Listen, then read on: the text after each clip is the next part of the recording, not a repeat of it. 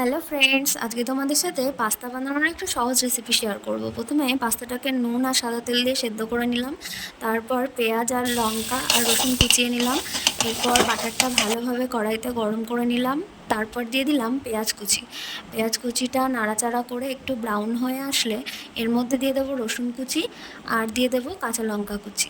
তারপর সেটাকে ভালোভাবে মিক্স করে নেওয়ার পর এর মধ্যে দুটো ডিম ভেঙে দিয়ে দেবো। ডিম এটা করতে দুটো ডিম লাগবে। তারপর ডিমটাকে ভালোভাবে নাড়াচাড়া করে পেঁয়াজ কুচির সাথে মিক্স হয়ে যাওয়ার পর পাস্তাটাকে প্রথমে হাত দিয়ে ছাড়িয়ে ছাড়িয়ে দিয়ে দেবো, নাহলে দলা বেঁধে যাবে। তারপর এটাকে নাড়াচাড়া করে এর মধ্যে দিয়ে দেবো চিলি সস আর রেড সেজওয়ান সস টমেটো। তারপর এটাকে ভালোভাবে নাড়াচাড়া করে এর মধ্যে দিয়ে দেবো মেয়োনিজ দেওয়ার পর আবার ভালোভাবে মিক্স করে এটাকে সার্ভ করে দেবো। এইভাবে পাস্তা বানিয়ে খেলে কিন্তু দারুণ লাগে খেতে। তোমরা একবার বাড়িতে ট্রাই করো।